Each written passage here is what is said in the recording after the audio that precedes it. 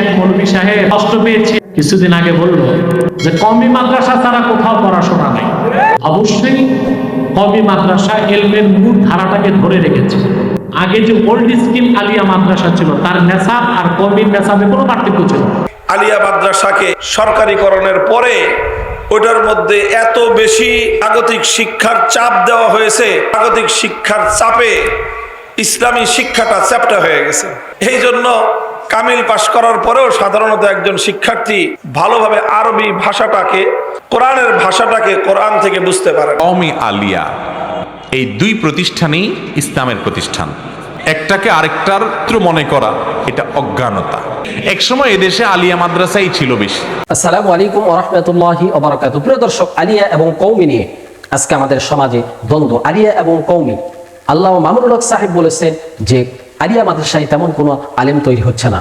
আসলে এদেশের সর্বপ্রথম আলিয়া মাদ্রাসা আগে ছিল নাকি কওমি মাদ্রাসা আগে ছিল, এবং আল্লামা মামুনুল হক সাহেব আলিয়া মাদ্রাসা নিয়ে, আলেম ওলামা নিয়ে কি কথা বলেছেন, চলুন আমরা জেনে আসি। এবং এই আলিয়া মাদ্রাসা এবং কওমি মাদ্রাসা নিয়ে বিজ্ঞ আলেম ওলামাগণ কি কথা বলেছেন, বাংলাদেশের শীর্ষ আলেম ওলামাগণ আজকে কথা বলবেন ইনশাআল্লাহ কওমি মাদ্রাসা এবং আলিয়া মাদ্রাসা নিয়ে।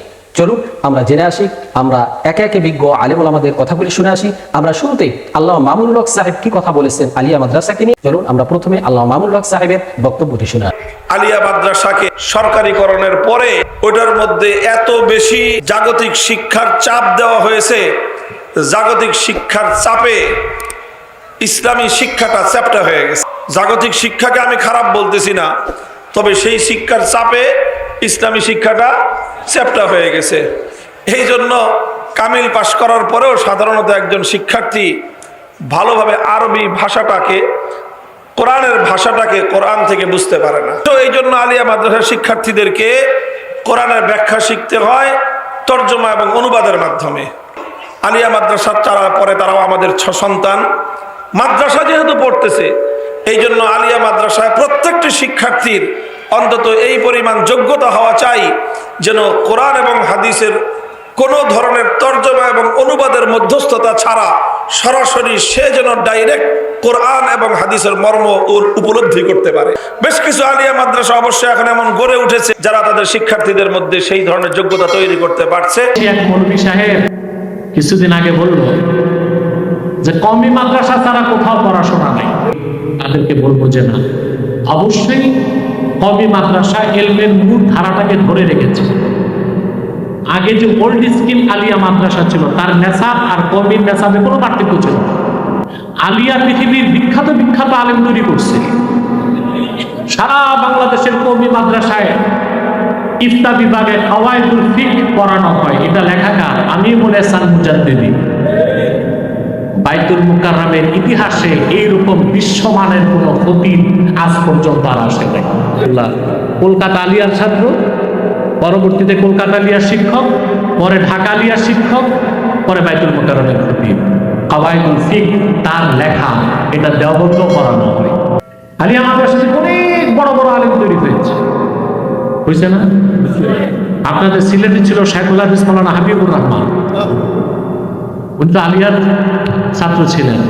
উনি তো আরব আমিরাতে বিচারক ছিলেন। হরমুজুল্লাহ সায়েদা, ওনার নামও শুনেছি। অনেক বড় বড় আলেম আলিয়া থেকে বের হয়েছে, খ্যাতমত করেছে। কওমি আলিয়ার বিভেদ সৃষ্টি যারা করে তারা মূলত ছোট কলি যারা আল্লাহর দ্বীনের খ্যাতমতে কওমির যেমন অবদান আছে, আলিয়ারও অবদান আছে। আমরা কাউকে খাটো করব না। বাংলাদেশে এখনো কিছু আলিয়া মাদ্রাসা পড়ার মানকে ধরে রেখেছে। যে মৌলভী সাহেব কটাক্ষ করছে, আমার মনে হয় 1 ঘন্টা ক্লাস নিতে পারবে না। এগুলো করবেন না। আলিয়াকে কিভাবে বাদ দিবেন? আলিয়া মাদ্রাসার সাথে সংশ্লিষ্ট আছে দেশের 2.5 কোটি মানুষ, কিন্তু আলিয়ার মাধ্যমেও ব্যাপক খ্যাতমত হয়েছে। যারা জুলাই আন্দোলনের নেতৃত্ব দিয়েছে, ছাত্র নেতাদের অধিকাংশই আলিয়া মাদ্রাসার ভাই। পরিকল্পিতভাবে সারা দেশে কিন্ডারগার্টেন করা হয়েছে এই প্রজন্মের পর প্রজন্মকে ইসলাম বিদ্বেষী নাস্তিক প্রজন্ম গড়ে তোলার জন্য। মনোবিজ্ঞানীরা বলে 6 বছরের আগে বাচ্চাদেরকে প্রতিষ্ঠানে ভর্তি করা উচিত। কয় বছর? এর আগে তাদের স্কুলে দেওয়া যাবে না। তারা খেলাধুলার মাধ্যমে যতটুকু শিখতে পারে। ফজরের আগে মাকে উঠতে হয়, ফজর নামাজ পড়ার জন্য না, বাচ্চাকে রেডি করতে। একই গাছের দুইটা ফল, ঠিক কিনা বল? এরকম হয় কাউমিতে লেখাপড়া করে আমি যদি বলি আলিয়া যে পড়েছে তার ইমান ঠিক নাই, আকিদা ঠিক নাই, লেখাপড়া নাই, কিছু নাই, এটা না। পদ্ধতি তোর দুই রকম হইতে পারে, কিন্তু সেই আলিয়া মাদ্রাসায় কোরআন হাদিস, কওমি মাদ্রাসায়ও কোরআন হাদিস, ঠিক কিনা বলেন? ওলামায়ে কেরাম আছেন ভাই, এটা কওমি অধ্যুষিত এলাকা, কওমি ভাইয়েরা কিন্তু আমার চেয়ে অনেক বড় আলেম, আমি স্বীকার করি, আমি আলিয়া লাইনের। কিন্তু সবখানে আমি বলি আলিয়া আর কওমি একই বোটার দুইটা ফুল, একই বোটার দুইটা ফুল, একই গাছের দুইটা ফল। ঠিক কওমিতে লেখাপড়া করে আমি যদি বলি আলিয়া যে পড়েছে তার ইমান ঠিক নাই, আকিদা ঠিক নাই, লেখাপড়া নাই, কিছু নাই, এটা নাই, সেটা নাই, তাইলে আবার আলিয়ালারা ওদেরকে বলে যে কওমিতে কয়েক বছর পড়ে টড়ে এদের এই নাই, সেই নাই, এটা বুঝে না, সেইটা বুঝে না। এগুলা করলে আমাদের মধ্যে দূরত্ব কমবে, ঠিক কিনা বলেন? 2010-এও এই কথাটা উঠেছিল, 2010-এ কওমি মাদ্রাসা বন্ধ করে দেওয়া হবে। তখন আমি দেলোয়ার হোসেন সাইদি টেকনাফ থেকে তেঁতুলিয়া পর্যন্ত কুকুরের মতো চিৎকার করেছি, কওমি মাদ্রাসা আমাদের দ্বীনি শিক্ষার ভিত্তি। এই কওমি মাদ্রাসা যদি কেউ যদি বন্ধ করতে যায়, কওমি মাদ্রাসা হাত দেয়, সেই হাত চূর্ণ বিচূর্ণ করে ফেলা হবে। সেই আলিয়া মাদ্রাসায় কোরআন হাদিস, কওমি মাদ্রাসায়ও কোরআন হাদিস, ঠিক কিনা বলেন? তাইলে এখন এই দুই দলের মধ্যে দূরত্ব সৃষ্টি করে এক বেটা, এই বেটা বুড়ো হয় নাই, টায়ার্ডও হয় নাই, রিটায়ারও করে নাই, তার নাম মিন শাররিল ওয়াসওয়াসিল খান্নাস, মানুষ শয়তান। মানুষের মধ্যে, মাটির তৈরি মানুষের মধ্যে শয়তানের কিছু খাস খলিফা আছে, শয়তানের কিছু স্পেশাল মুরিদ আছে, স্পেশাল কর্মী বাহিনী আছে। শয়তান যেটা পারে না, আগুনের শয়তানে যেটা পারে না, মাটির তৈরি মানুষ যারা শয়তানের তরিকা গ্রহণ করে, শয়তানের মুরিদ হয়, তারা শয়তানের চেয়ে বেশি পারে। তাহলে মানুষের মধ্যে ইবলিস শিকারীর কিছু দালাল আছে না নাই? এখন ইবলিস শিকারীরে তাড়ানোর কিছু তরিকা নবী শিখিয়েছেন। ইবলিস যদি তোমাকে অসহাসা দেয়, তখন তুমি সঙ্গে সঙ্গে পড়ো সুবহানাল্লাহ, আল্লাহু আকবার। কওমি আলিয়া, এই দুই প্রতিষ্ঠানই ইসলামের প্রতিষ্ঠান। একটাকে আরেকটার শত্রু মনে করা এটা অজ্ঞানতা। একসময় এদেশে আলিয়া মাদ্রাসাই ছিল বেশি, বরং আলিয়া মাদ্রাসাই ছিল এক সময়। আলিয়া মাদ্রাসা থেকে অনেক বড় বড় আলেম তৈরি হয়েছেন। কালের আবর্তে হয়তোবা এক ধারার মাদ্রাসা কিছুটা পড়াশোনা, আমল আখলাক, এটার পরিমাণ হয়তো কম দেখা যেতে পারে, কিন্তু আমরা যখন জেনারেল শিক্ষা ব্যবস্থা সাধারণ ধারার সাথে তুলনা করব, তখন দেখব যে এখানেও আলহামদুলিল্লাহ আলেম তৈরি হচ্ছে। অনেক আলিয়া মাদ্রাসা আছে যে আলিয়া মাদ্রাসা থেকে অনেক ভালো ভালো আলেম এখনো তৈরি হচ্ছে দলে। আবার কওমি মাদ্রাসাও কালের আবর্তে সব সময় যে এর ধার, এর যে ঐতিহ্য, এর আমলি পরিবেশ, পড়াশোনা সবসময় যে একরকম থাকবে তা নয়। অবস্থার অবনতি, ভালো মন্দ বিভিন্ন সময় আল্লাহ তাআলা কাকে দিয়ে কতক্ষণ কতটুকু কাজ নেবেন সেটা আল্লাহ ভালো জানেন। কিন্তু কওমি হয়ে আলিয়াকে প্রতিপক্ষ মনে করা, আলিয়া হয়ে কওমিকে প্রতিপক্ষ মনে করা, ভাইরা আমার, এটা অজ্ঞানতা ছাড়া আর কিছু নাই। আপনার সাথে একটু ভিন্ন মত আছে, আপনি বলতেছেন এটা আমার না, আমি তো মনে করি এটাও আমার, এটাও আমার।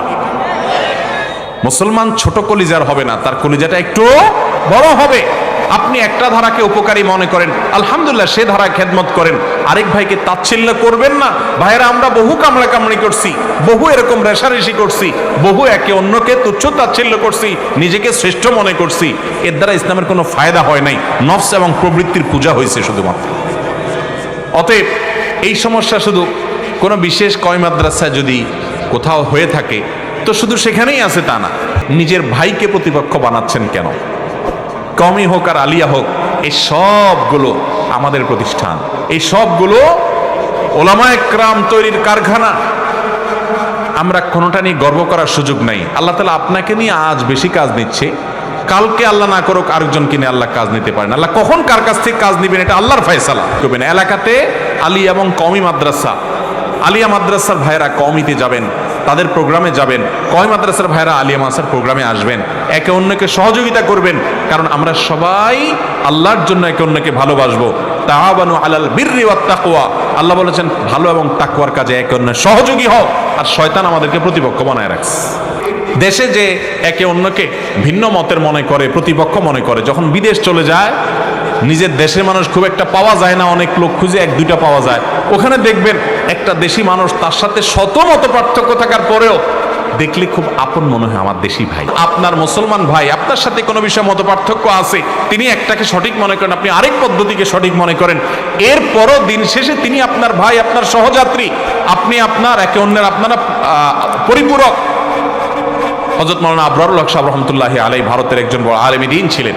তিনি বলতেন, যারাই দ্বীনের জন্য, ইসলামের জন্য, ইসলামের কল্যাণে কাজ করে, মেথড যাই হোক না কেন, যদি আহলুস সুন্নাত জামাতের অনুসারী হয়, তাকে তুমি তোমার বন্ধু মনে করবা, শত্রু মনে করবা, গ্রুপ মনে করবা না। কিসের গ্রুপ? সে আমার ভাই, হয়তো তার পদ্ধতি ভিন্ন, আমার পদ্ধতি ভিন্ন। মুসলমানদের ঐক্য ছাড়া পৃথিবীতে কখনো মুসলমানদের উন্নতি হবে? আল্লাহ আমাদেরকে তৌফিক দান করুন। কেউ যদি ভুলভাবে আমাকে প্রতিপক্ষ বানায়, আমি করব না। প্রিয় দর্শক, এতক্ষণ আমরা শুনছিলাম বাংলাদেশের বিজ্ঞ আলেমদের কাছ থেকে যে বাংলাদেশে সর্বপ্রথম আলিয়া মাদ্রাসা ছিল নাকি কওমি মাদ্রাসা ছিল, এবং আল্লামা মামুনুল হক সাহেব আলিয়া মাদ্রাসা নিয়ে কি কথা বলেছেন এবং কওমি মাদ্রাসা নিয়ে কি কথা বলেছেন, আমরা শুনছিলাম এতক্ষণ বিজ্ঞ আলেম ওলামাদের কাছ থেকে। প্রিয় দর্শক, আল্লামা মামুনুল হক সাহেব যে কথাটি বলেছেন, আসলে আমরা অনেকেই অনেক অর্থে এই কথাটি নিয়েছি। প্রিয় দর্শক, বাংলাদেশে সর্বপ্রথম আলিয়া মাদ্রাসাই বেশি ছিল। শেখ আহমদুল্লাহ সহ বিজ্ঞ আলেম ওলামাগণ এই কথাই বলেছেন। পর্যায়ক্রমে কওমি মাদ্রাসা নির্মাণ হয়েছে, কওমি মাদ্রাসা চালু হয়েছে। প্রিয় দর্শক, আসলে আলিয়া মাদ্রাসায় অনেক মুফাসসির, অনেক মুহাদ্দিস, অনেক আলেম ওলামা, অনেক মুফতি মুহাদ্দিস বের হচ্ছে, বা আগেও হয়েছে।